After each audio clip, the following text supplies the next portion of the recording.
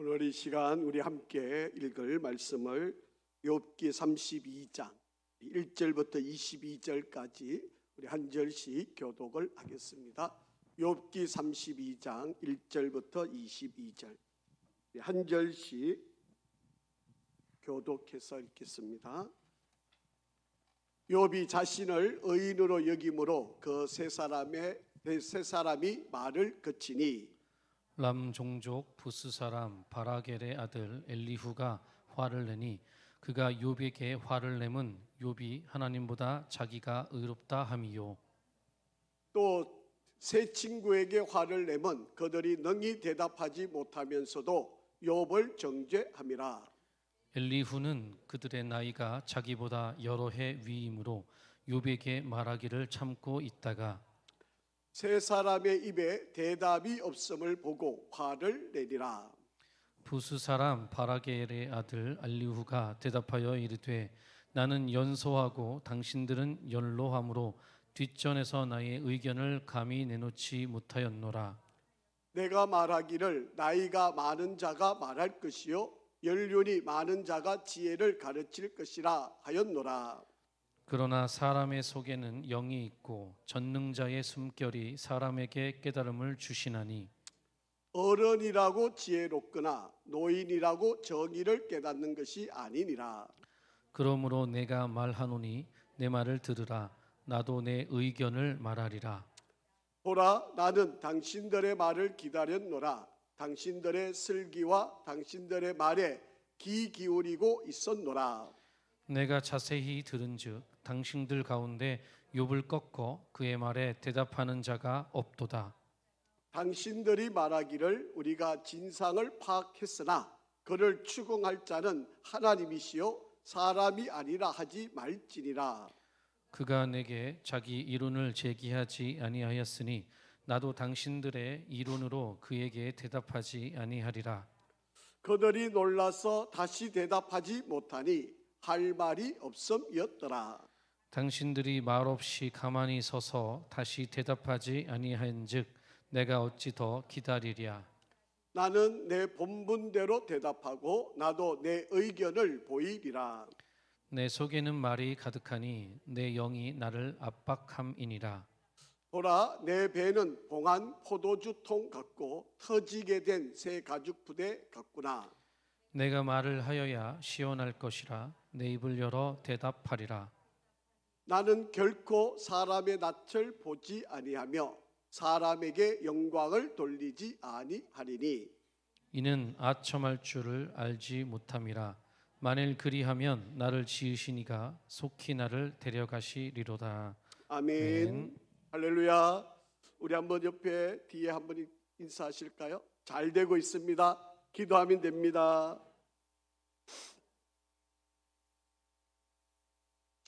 한 번 더 인사하겠습니다. 예수님께서 부활하셨습니다. 부활의 은혜가 우리 성도 여러분 가운데 함께 하시기를 주의 이름으로 축복합니다. 오늘은 욥기 이제 마지막 부분을 우리가 읽어가고 있는데 우리 욥기 32장 1절부터 22절까지 말씀을 우리 한번 말씀을 상고하겠습니다. 여태까지는 세 사람이 욥과 대화하는 장면이 계속 반복되어져 왔습니다. 그래서 세 사람 중에 한 사람이 이야기하면 욥이 대답을 하고 또 한 사람이 이야기하면 대답을 하고 또 한 사람이 이야기하면 욥이 대답하는 그런 형식이죠. 그런데 이 세 사람이 가졌던 공통 분모가 있잖아요. 너가 지금 이렇게 어려움을 당하는 것, 너 재산 다 잃고 또 아이들이 다 죽고 당신의 몸에 병이 든 이 모든 일은 바로 하나님 앞에서 죄를 지었기 때문이다. 그러니 너 숨겨놓은 죄를 빨리 회개해라. 그렇게 이야기를 하고 있는 거예요. 뭐 조금 말의 내용들이 좀 다를 뿐이지 그 말의 의미를 다 그냥 모아보면 딱 이 말입니다. 너 의인이라고 그런다고, 너가 그렇게 하나님을 잘 믿는다고, 너 그렇게 훌륭한 사람이라고, 너 그렇게 잘난 사람이라고, 그런데 너가 이렇게 어려움을 당하는 거는 너 죄 지어서 그런 거 아니냐, 하나님이 너 벌 주신 거 아니냐. 그러니 우리도 모르는 너 혼자만이 알고 있는 죄 빨리 회개해. 그러면 하나님이 또 용서하실지도 몰라. 이 이야기예요. 이게 세 친구들이 하고 있는 이야기예요. 그런데 이 욥과 이 세 친구가 이야기하고 있는 이 광경을 멀찌감치 서서 지켜보는 사람이 또 한 사람이 있었습니다. 오늘 우리가 읽은 바로 이 32장부터 37장까지 바로 이 엘리후라고 하는 이 사람이 욥에게 일방적으로 퍼붓고 있는 그런 내용이 바로 이 32장부터 37장까지 내용입니다. 오늘 그 32장을 우리가 좀 한번 살펴보겠습니다. 욥에게 이제 새로운 네 번째 사람 엘리후라고 하는 사람이 등장을 하는 그런 내용인데, 우리가 좀 이 말씀을 한번 살펴보기 전에 여러분 마틴 루터라고 하는 분 있죠. 여러분 종교 개혁을 일으켰던 아주 훌륭한 또 귀한 분입니다. 그런데 이 마틴 루터가 어릴 때 학교를 다닌 요즘 우리로 말하면 아마 초등학교 정도 다녔던 아마 시기일 것 같아요. 그때 선생님 가운데 라틴어를 가르치는 선생님이 계셨습니다. 사실 이 라틴어는요 참 어렵습니다. 사실 라틴어를 공부하는 것은 너무 힘들고 어려워서 중간에 포기를 많이 하게 됩니다.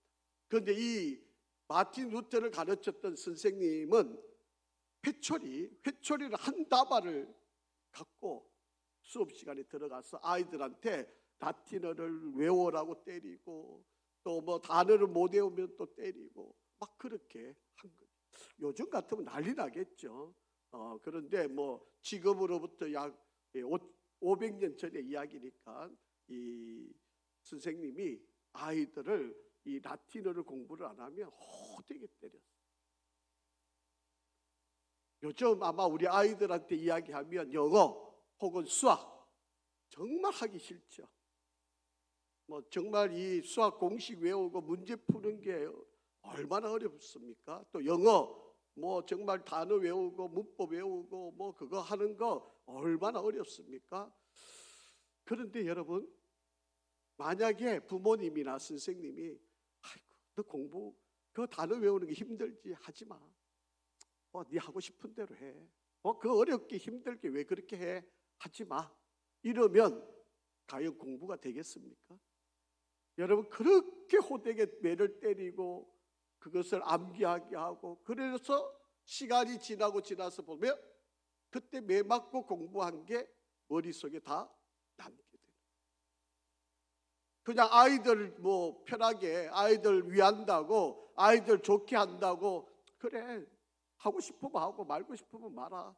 뭐 굳이 뭐 그렇게 안 해도 돼. 이러고 아이들한테 만약에 그렇게 가르치면 과연 그 아이들이 공부를 그리고 단어를 문법을 외우고 이러하는 일들을 잘할 수 있을까요?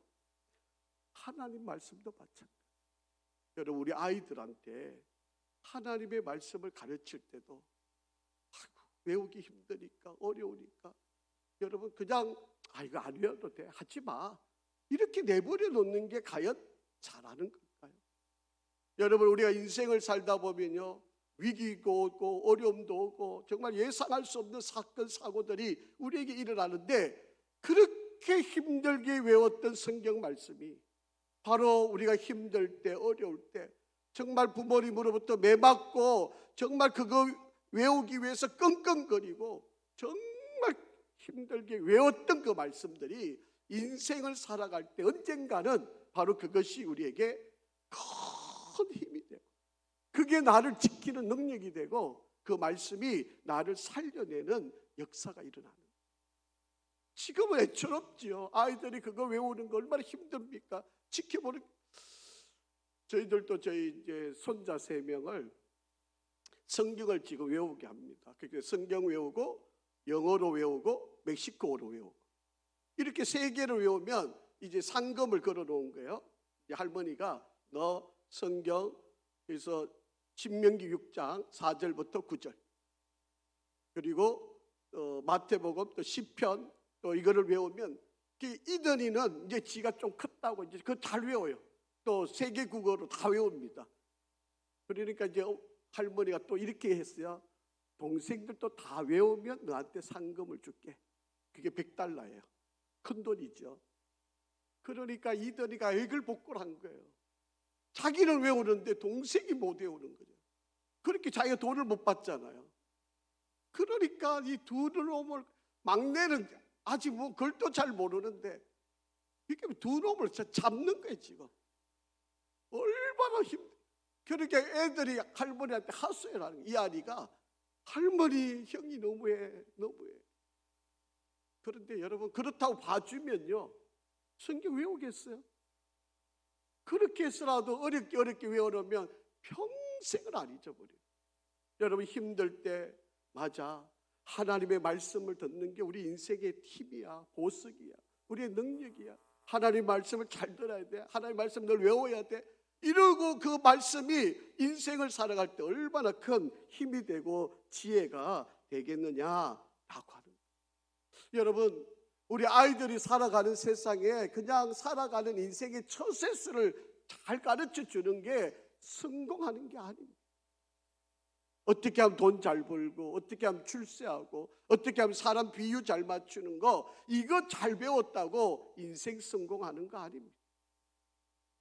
여러분, 하나님의 말씀을 읽으면서 내가 얼마나 귀한 존재인지. 여러분, 욥이 왜 이 고난을 받는다고 생각한 거죠? 나를 단련시킨 후에 순금을 만들어내신다고 믿었기 때문에 욥은 그 처절한 고난 가운데서도 하나님 앞에 죄를 짓지 않잖아요. 여러분, 그게 하나님의 말씀이 그 안에 없었으면 이겨낼 수 있는 힘이 없었잖아요. 여러분, 욥이 그냥 어려움이 왔으니까 참자, 기다리자, 이렇게 이겨낸 거 아니에요. 그 하나님의 말씀이 그를 붙들고, 하나님의 말씀이 그 속에서 정말 하나님이 나를 귀하게 쓰시려고 하는 하나님의 놀라운 계획이 있음을 깨달으니까, 그러니까 여러분, 하나님의 말씀이 나의 가치를 보석으로 만들어줘. 내가 얼마나 귀한 존재고, 내가 얼마나 하나님 앞에 크게 쓰임받을 존재인지를 말씀 안에서 우리를 일깨워주는. 그러니까 여러분, 우리 아이들에게 정말 중요하게 가르쳐야 할 것은 하나님의 말씀이에요. 다른 거 여러분 그걸로 아이들의 인생을 복되게 만들어 줄 길이 없어요. 만약에 그런 게 있다면 아마 성경에 하나님께서 그런 이야기를 많이 해놓으셨겠죠. 네, 이런 것도 하면, 이런 것도 가르쳐주면, 이런 것도 일러주면 좋을 거야, 괜찮아, 이걸로 하면 아이들이 잘 자랄 거야. 성경에 많이 기록해 놓으셨겠죠. 그런데 성경에 그런 내용이 없잖아요. 우리 인생이, 그리고 우리 아이들이 잘 자라는 길은 뭐예요? 하나님의 말씀을 먹어야 돼요. 그것도요 여러분, 어릴 때. 제가 이제 다음 주가 우리 어린이 주일이니까 어린이 주일 때 제가 또 설교를 하겠지만, 여러분 정말 우리 아이들한테 하나님의 말씀을 어려서부터 크고 나서는요 외우기도 어렵지만 이게 이미 몸이 굳어져 가지고요 안 따라와요.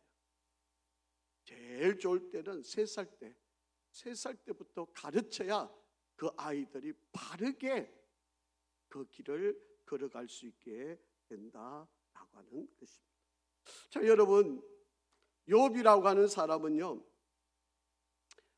어떠한 상황에도 그런 결심을 했던 사람이에요. 내가 아무리 돈이 많아도 여자의 유혹으로부터 내가 빠지지 않을 거다. 나는 어떠한 여자의 유혹을 와도 나는 이겨내고 견뎌낼 거다. 그거를 욥이 다짐을 했습니다. 그리고 내가 돈이 많고 부자가 되어도 절대로 하나님을 배신하고 나쁜 길로 나는 가지 않을 거다. 그렇게. 그리고 내가 하나님이 주신 이 물질을 가지고 어렵고 가난하고 힘들고 나그네, 과부, 어린 아이들을 내가 도와주면서 살아갈 거다. 이것이 욥이 살아오면서 그가 인생 가운데 처절하게 깨달았던 거고, 그거를 지키려고 부단히 노력을 했던 사람이고, 잘 살 때나 못 살 때나 성공했을 때나 어려울 때나 이거는 변함없이 그는 지키겠다고 평생을 다짐하면서 살아왔던 사람이었습니다. 그런데 이렇게 살아왔는데 망해버렸잖아요. 망해버렸잖아요.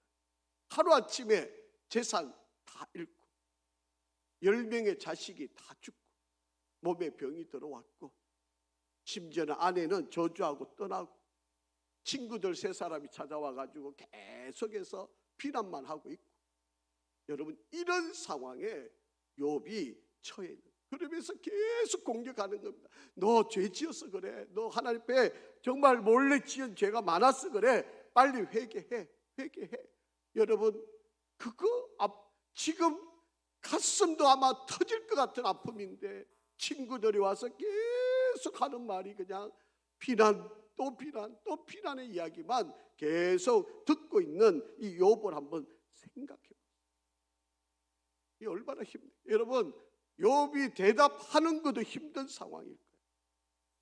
자, 그런데 여기에 또 한 사람이 또 등장을 해요.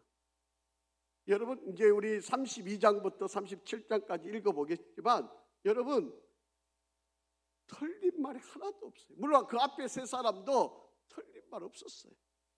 그런데 여러분 옳은 말은 아니에요. 하나님이 보시는 하나님의 관점에서 말은 아니에요. 여러분 말이라고 다 같은 말이 아니에요. 여러분 정말 그래서 말을 조심하라고 하는 이야기. 그런데 사람들은요 내 입장에서 하는 말하고 남을 보는 그거하고 다 달라요. 그게 내 입장에서는 관대한데 다른 사람의 일은 아주 혹독해요. 이게 우리잖아요. 아무리 내가 정직하고 바르고 올바르게 하고 싶어도 그게 안 되는 거잖아요. 다른 사람에게 대해서는 아주 혹독하게 보면서도 자기 자신에게는 그래서 뭐라 그러죠? 내로남불이라 그러는 거예요. 나는 괜찮아. 똑같은 죄를 지었는데 뭐 나는 그럴 수 있어. 아이고 내 형편이 그랬어. 아이고 누구나 뭐 다 그럴 수 있는 거지 뭐 이러고 넘어가는데 다른 사람은 뭐 쥐잡듯이 잡아가지고. 오늘 우리 사회 한번 보세요. 자기가 엄청 죄를 지어놓고는 아이고 나는 뭐 어쩔 수 없었어. 그래 나는 그럴 수밖에 없었어. 그리고 남은 그냥 막 끌어내리고 뭐 죽이지 못해서 날리고 이렇게 되어 있는 상황이 오늘 우리의 현실이잖아요. 자, 1절 2절 한번 읽어볼게요. 자, 시작. 욥이 자신을 의인으로 여김으로 그 3사람이 말을 그치니 남종족 부스 사람 바라겔의 아들 엘리후가 화를 내니 그가 욥에게 화를 내면 욥이 하나님보다 자기가 의롭다 함이요. 여러분 엘리후가 이 3사람하고 대화하는 것을 멀리감치 지켜보고 있으면서 제대로 이해도 못하면서 멀찌감히 앉아가지고 이 4사람 이야기하는 걸 듣고 보니까 욥이 너무 교만해 보이는 거예요.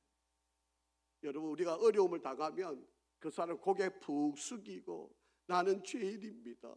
아이고 내가 잘못했습니다. 나는 죽을 놈입니다. 이러고 살아야 그게 우리는 온당해 보이잖아요.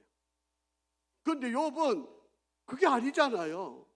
나 이런 시련 당하는 거 맞아. 나 어려운 거 현실이 맞아. 나 괴로워. 힘들어. 그런데 하나님은 나를 지금 훈련시키고 있어. 나를 승검을 만들기 위해서 나를 용광로 안에 집어넣은 거야. 나 견뎌낼 거야. 이겨낼 거야. 하나님이 쓰심에 합당하게 나 이 어려운 고난 죽을 것 같은 이 환경 나 이겨낼 거야. 견딜 거야. 이러고 있는 거잖아요. 그러니까 엘리후가 보니까 이렇게 교만한 사람이 어디 있어요. 나 죽었네. 나는 이제 더 이상 인간도 아닙니다. 빌빌거리고 이러고 있어야 천하게 보일 텐데 욥은 그렇게 아니거든요. 왜? 자기가 죄 때문에 일어난 일이 아니라는 걸 알고 하나님이 나를 더 크게 쓰시려고 나를 승검 만들기 위해 훈련시키고 있는 과정을 욥은 그렇게 믿고 있으니까 뭐가 부족한 게 당당할 수밖에 없는 거예요. 그러니까 이 남들이 보면 이게 너무 세상 말로 꼴사나운 거죠. 그러니까 보세요. 1절 2절에 보면 화내고 있고 또 화내고 막 소리치고 있는 거예요. 어떻게 이럴 수 있느냐.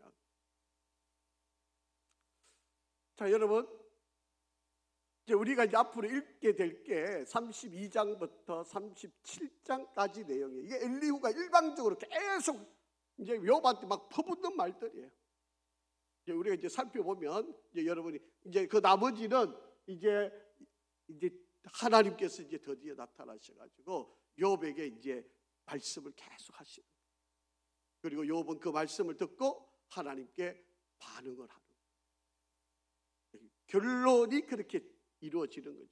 그게 지금까지는 하나님이 쫙 나타나서 그래 힘들지 어렵지 너무 괴롭지 이렇게 위로해 주시고 이러면 얼마나 좋았겠어요.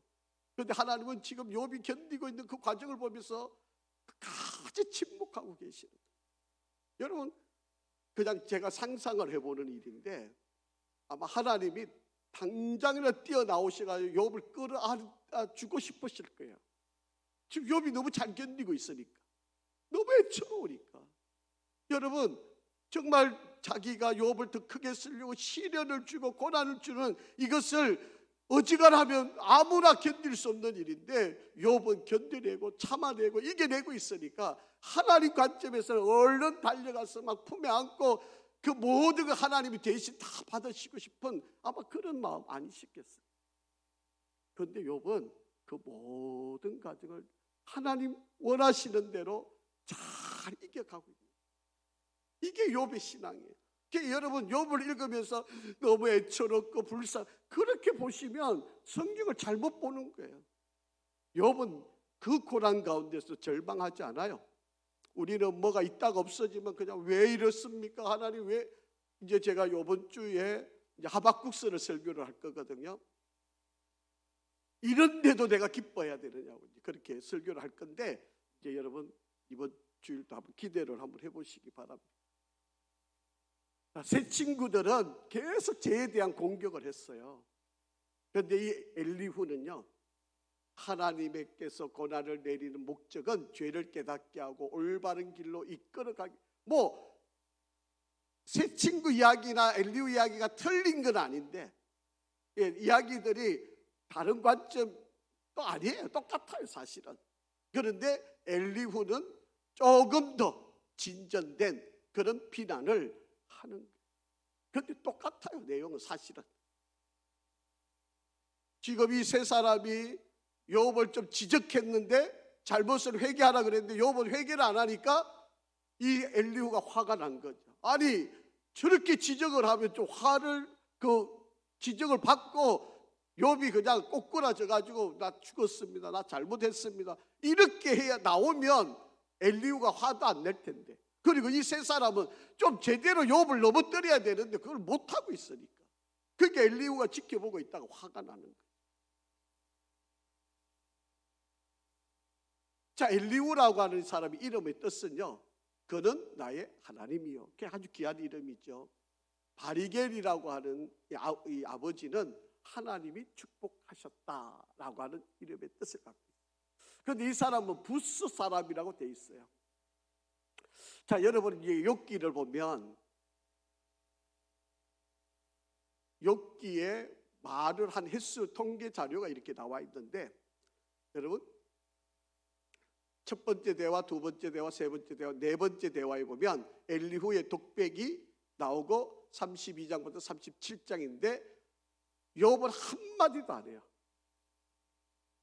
일방적으로 엘리후가 다 공격하고 비난하는 말을 165번을 해요.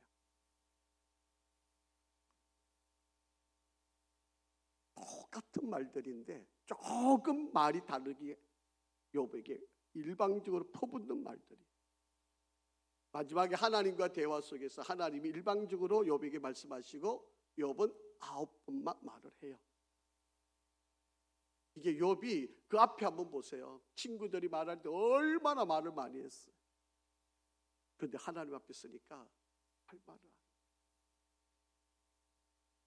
여러분 우리의 신앙의 모습을 단적으로 볼 수 있는 바로 그런 또 새 친구에게 화를 내면 그들이 능히 대답하지 못하면서도 욥을 정죄합니다. 이게 능력도 없이 제대로 하지 않으면서 한다고 지금 비난을 하고 있는 바로 그런. 자 4절 5절 한번 읽어볼게요. 4절 5절 시작. 엘리후는 그들의 나이가 자기보다 여러 해 위이므로 욥에게 말하기를 참고 있다가 세 사람의 입에 대답이 없음을 보고 화를 내.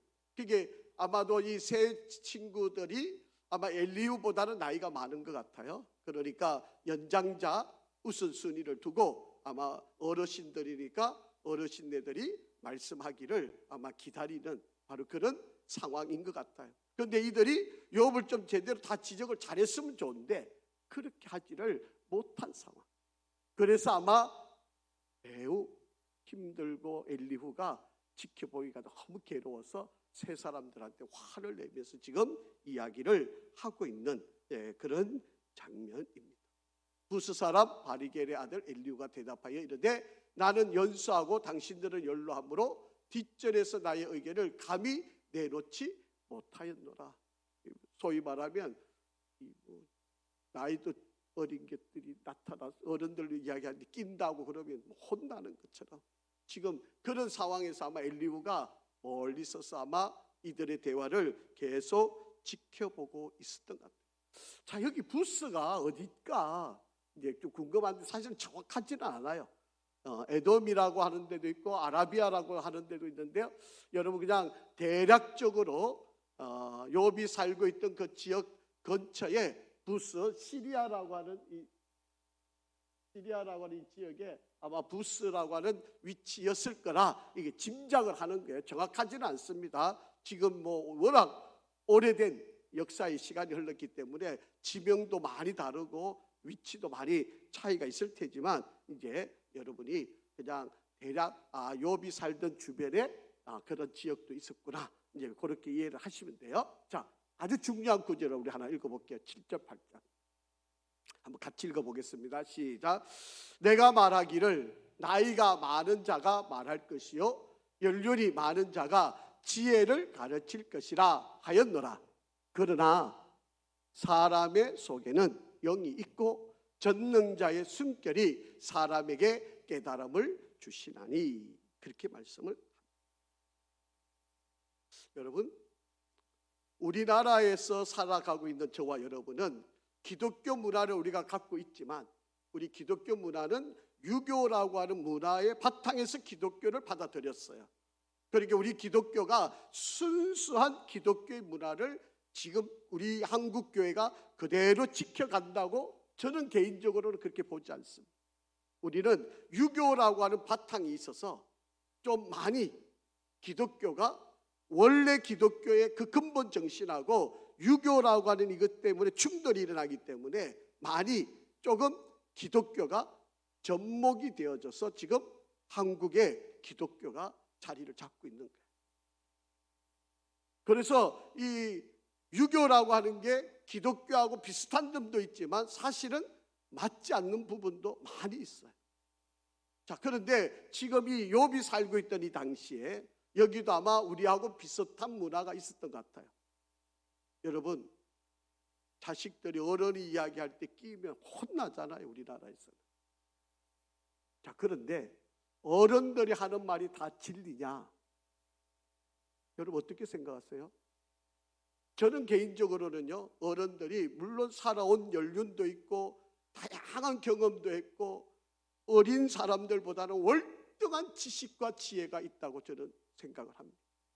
그런데 그분들이 하는 말이 다 옳으냐라고 하는 말에는 동의하기가 어렵습니다. 종종 보면 어른들이 고집이 세고 틀린 것을 우기고 잘못된 것을 합리화하고 분명히 옳지 않은 일인데도 그거를 자기 말처럼 이루러 가려고 하는 그런 모습들을 볼 때가 많이 있잖아요. 그러니까 젊은 사람들이 어른들이기 때문에 분명히 틀렸는데 말을 못하는 거예요. 왜? 또 어른한테 말하면 버릇없다 그러고 뭐 상놈 자식이라 그러고 뭐 별별 안 좋은 소리 들으니까 틀린 거 알면서 그냥 수긍하고 참고 속으로는 아닌데 그러고 이제 이야기를 듣고 있는 거지. 아마 이 당시에도 그랬던 것 같아요. 이 엘리후라고 하는 사람이 얼마나 나이 차이인지는 모르지만 이 세 사람이 아마 나이가 지긋했던 사람들이고 욥과 비슷한 나이의 사람들이 친구들이었으니까 그런 사람들인데 가만히 지켜보니까 아니더라는 거죠. 말하는 게 올 말이 없더라는 거죠. 그래서 엘리후가 참다 못해서 그가 던지고 나오는 말이 바로 이 말이에요. 사람 속에는 뭐가 있다? 영이 있고, 그리고 전능자 예수님께 성령의 능력이 우리 안에 있어서 사람들마다 다 깨달음의 은혜를 다 주어져 있다. 지금 그렇게 이야기합니다. 그게 얼마나 이 엘리후라고 하는 사람이 영적으로 깨어있는 사람인가, 또 하나님의 말씀의 지혜를 분명하게 깨닫고 있는 사람인 것을 우리가 볼 수 있다. 자, 그러니까 여러분, 우리가 인생을 살아가는데 아이들한테 정말로 힘이 될 수 있는 지혜는요, 말씀을 제대로 심겨 놓는 것이 가장 중요해요. 정말 여러분, 우리 아이들이 잘 되기를 원한다면 무엇보다도 귀한 하나님의 말씀을 머릿속에 넣어 주어야 돼요. 그래야 우리 아이들의 인생이 행복해질 수가 있게 된다. 여러분, 아이들이 힘들다고 어렵다고 뭐 안 하겠다 못 하겠다, 여러분 교회 나오는 일도 여러분 억지로라도 끌고 목을 붙잡아서라도 예배 드리는 장소에 데리고 오셔야 돼요. 뭐 멀다고 못 오고 뭐 공부한다고 못 오고, 이제 또 시험 칠 때 있잖아요. 또 중간고사가 되니까 이제 아이들이 또 학원 가고 이런다고 또 교회 안 나오고, 그거를 버젓이 그냥 부모들이 그냥 내버려 놔요. 여러분, 그래 놓고 나중에 가서 좀 제대로 붙잡아 놓으려고 그러면 안 듣잖아요. 여러분, 안 되더라도 힘들더라도 여러분 매를 때렸으라도 여러분 지금 힘들어도 지금이라도 말이 듣죠. 조금 지나면 더 말 안 듣죠. 아마 여러분 이렇게 제대로 안 가르쳐서 후회하고 있는 분들이 많으실 거예요. 아이고, 내가 그때 좀 더 할 걸, 아이고 그때 좀 제대로 가르칠 걸, 아마 이렇게 생각하시는 분들이 많으실걸요. 여러분, 어려서부터 바르게 안 가르쳐 놓으면 나중에는 더 어렵습니다. 더 힘듭니다. 자, 9절 10절 한번 읽어볼게요. 시작. 어른이라고 지혜롭거나 노인이라고 정의를 깨닫는 것이 아니니라. 그러므로 내가 말하노니 내 말을 들으라. 나도 내 의견을 말하리라. 그게 얼마나 답답했으면 엘리후가 이렇게 이야기를 하고 나오고 있을까. 비록 자기가 나이가 어리지만,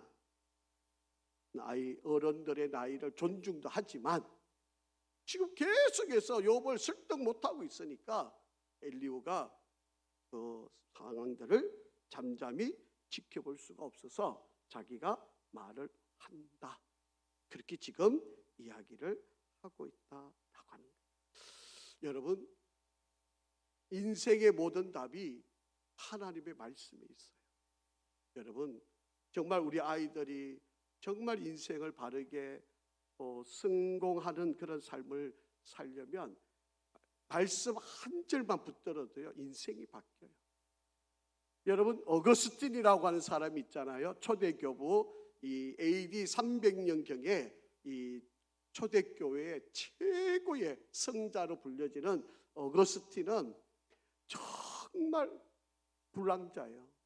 얼마나 그냥 하루하루 술 안 먹고는 못 살고요. 또 이 창녀집을 하루라도 안 들어가면 안 되는 사람이에요. 그런데 어머니 모니카가 이 아들을 위해서, 그리고 이단에 또 빠져있는 마니교라고 하는 이단에 빠져가지고, 그러니까 하나님 보시기에는 정말 폐륜하죠. 그런데도 어머니가 이 아들을 위해 가지고 계속 밤마다 눈물을 흘리면서 기도합니다. 그 어거스틴이 어머니의 눈물의 기도를 보고 그가 돌이킬 마음을 얻는데, 이 어느 날 아이들이 길거리에서 막 노래를 부르는 거예요. 그런데 노래를 부르는데 그 노래가 로마서 13장 13절 14절 말씀이에요. 아니, 성경을 몰랐으면 그 말씀이 기억났겠습니까? 아이들이 노래를 부르고 있는데 그 노래가 하나님의 말씀이 모르고 있었으면 길거리에서 아이들 노래 부르는 소리를 성경 말씀인지 어떻게 알아? 그런데 로마서 13장 13절 14절 찾아 읽으니까 꼭 자기한테 해주는 말이에요. 낮에처럼 단정히 행하고 술 취하지 말고 뭐 그렇게 또 하나님의 말씀이 그렇게 임한 거예요. 그러니까 이 어거스틴이 회심을 하게 되고 초대교회 교부가 된 거예요. 여러분 마틴 루터도 마찬가지고요. 뭐 모든 하나님 앞에 쓰임 받았던 사람 성경 한 구절을 붙잡은 거잖아요. 인생이 우리 아이들도 마찬가지입니다. 여러분 우리 아이들이 인생을 정말 성공하는 하나님 말씀 한마디만 가슴에 부딪히게 되면 그 아이 인생이 180도로 바뀝니다. 여러분 아브라함 링컨 그렇게 가난하게 사는데 어머니가 물려준 그 성경 하나, 여러분 그 성경 붙들고 사는 거 아닙니까?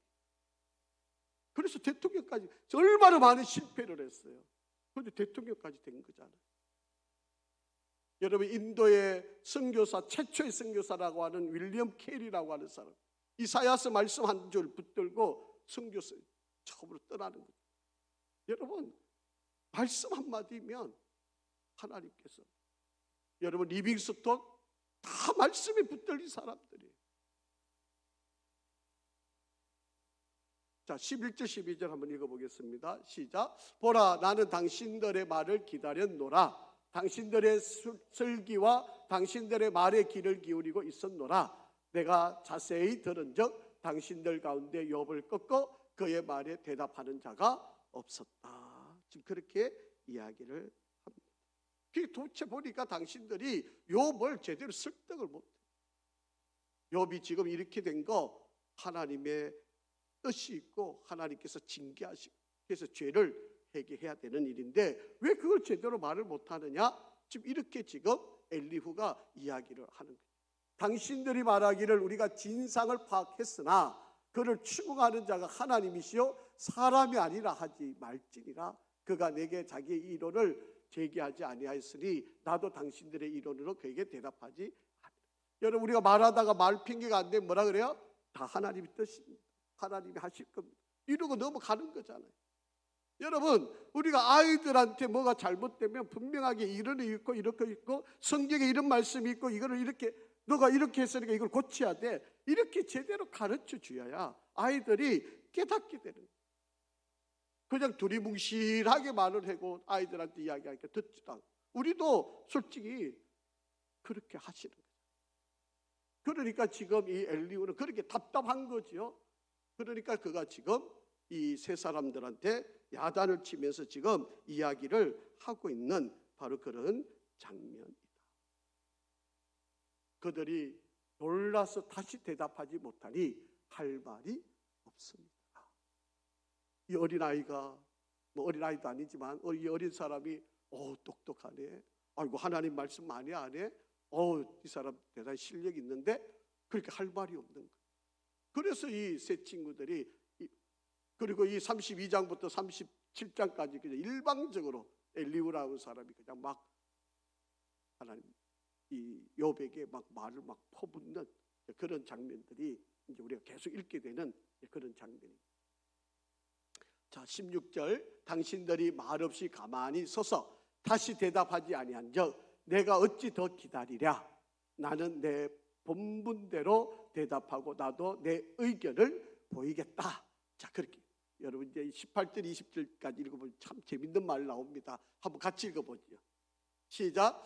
내 속에는 지금 가슴이 막 터질 듯하죠. 말은 해야 되는데 막 이게 어리다고 말도 못하고 있다가 이제 이 어른들 세 사람 이 꼼짝 못하게 이제 해놓고 이제 이 엘리후의 자기 심정을 표현하는 겁니다. 내 속에는 말이 가득한데 내 영이 나를 압박한다. 하나님께서 계속 성령으로 나한테 지금 압박하는데 보라 내 배는 뭐 한 것 같다고요? 봉한 포도주통 같아. 곧 어떻게 될 것 같아요? 터질게 될 것 같다. 또 새 가죽 부대 같이, 여러분 부대, 새 가죽 부대에다가 포도주를 넣으면 이것이 시간이 지나면 점점 이제 발효가 될 거잖아요. 그럼 뭐 점점 부풀을 수 있겠죠. 그래서 이것이 만약에 새 부대, 포도주 부대가 약하면 터져버리는 거예요. 지금 내 심정이 그렇다는 거예요. 지금 내가 너희들한테 할 말이 너무 많고 욥한테 지금 해주고 싶은 말이 너무 많은데 내가 이거를 지금까지 참고 있느라고 곧 터질 것 같은 바로 그런 심정이다. 지금 그렇게 이야기해요. 여러분, 저도 목회를 하면서 성도들의 이런저런 상황들을 이렇게 지켜보면서 어떤 때는 이제 목회자 입장에서 꼭 해주고 싶은 말이 있어요. 그런데 이제 그 말을 직접 대면해서 해주면 이제 목사 입장에서 이 말을 듣고 삐지지는 않을. 아이고, 한 성도 구원시키기도 어려운데 삐져가 교회 안 나오면, 이 생각 때문에 정말 하고 싶은 말도 못할 때가 너무 많아요. 하나님 앞에 가면 아마 책망받을 일이겠죠. 저의 성격을 여러분이 너무 잘 아시잖아요. 하고 싶어도 못하고, 부끄러움 많이 타고, 체면 차리 많이 하고, 솔직히 제가 그런 사람이잖아요. 그러니까 어떤 때 답이 뻔한데 문제는 이거 이렇게만 하면 금방 해결될 것 같던데, 만약에 그 말 했다가 우리 목사님 또 뭐 뻔한 이야기네, 아마 이렇게 반응할 게 너무 뻔한 거죠. 그러니까 이야기해 주기가 너무 힘든 거예요. 말해 주기가. 정말 막 어떤 때는 막 새벽에 그 가정을 위해서 기도하면 하나님이 막 그런 마음과 감동을 계속 일으키는데 이 말을 그렇게 못하겠어요. 맞아, 목사님이 나를 위해서 기도 많이 하시고 이 말씀을 주셔서 너무 고맙습니다, 감사합니다, 예, 제가 목사님 말씀대로 듣겠습니다, 이러면은 뭐 얼마든지 하죠.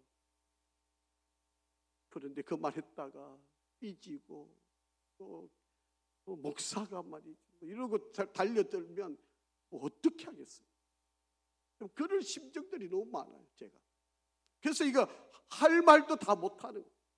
아마 지금 이 엘리후가 그런 상황인 것 같아요. 막 그러니까 그걸 가슴에 담아놓고 보니까 이게 막 곧 포도주가 터질 것 같은 막 그런 상황인 것처럼 자기 심정이 지금 그런 상황이다. 지금 그렇게 이야기하는 거예요. 여러분도 그러실 때가 많죠. 여러분들도 아마 자식을 키울 때 또 부모님에 대해서도 또 성도들 간에도 아마 여러분 하고 싶은 말 많으시죠.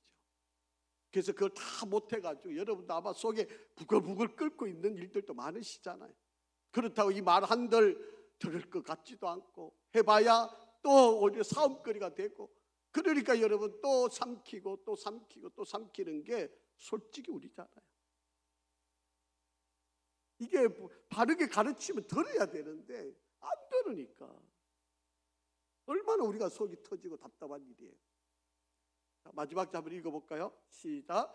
나는 결코 사람의 낯을 보지 아니하며 사람에게 영광을 돌리지 아니하리니 이는 아첨할 줄을 알지 못함이라. 만일 그리하면 나를 지으시니가 속히 나를 데려가시.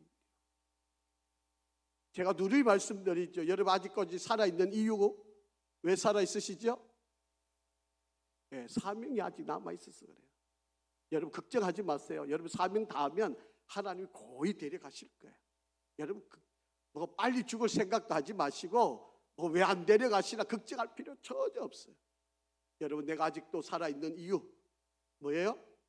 사명 때문에 있다. 그러니까 우리는 사명을 감당해야 돼요. 그런데 안 하고 있으면 하나님이 얼마나 답답하시겠어요. 내가 그래도 지금까지도 기다리고 있는데 너 왜 그 일 안 하니?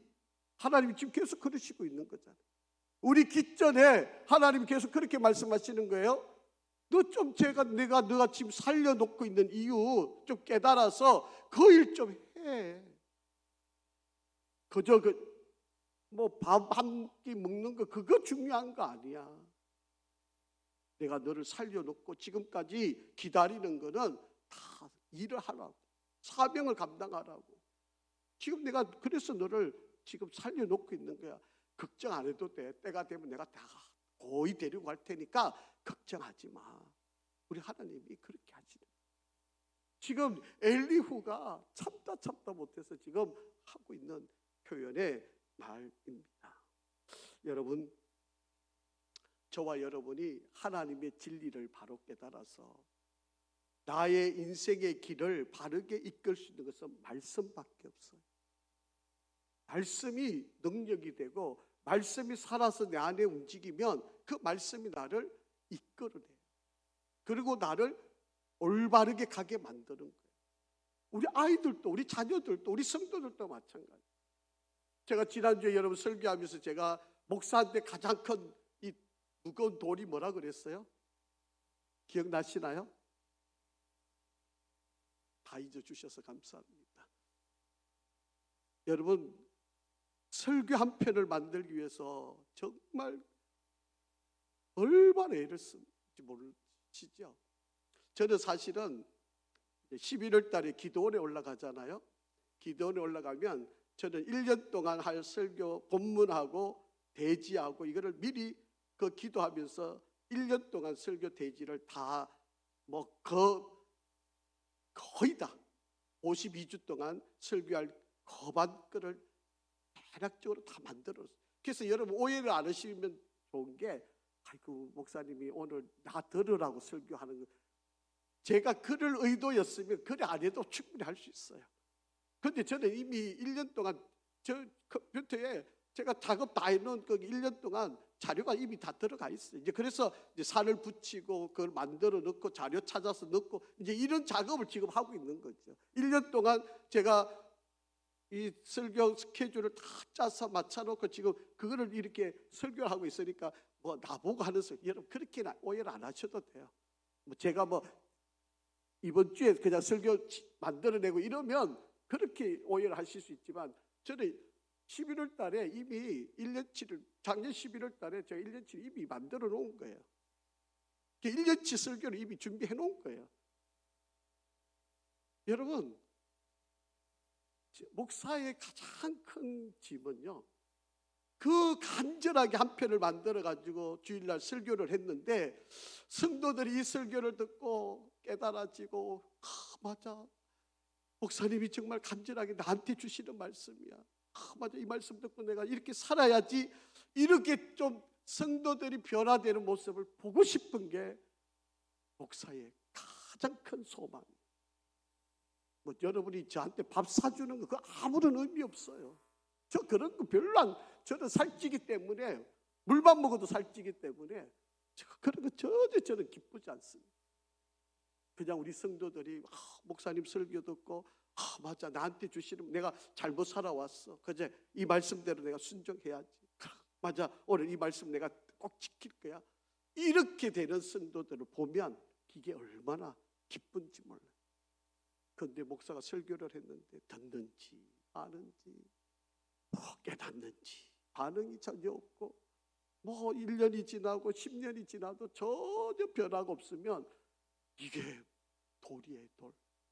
이게 무거운 돌이에요. 해결할 수 없는 아주 큰 짐이에요.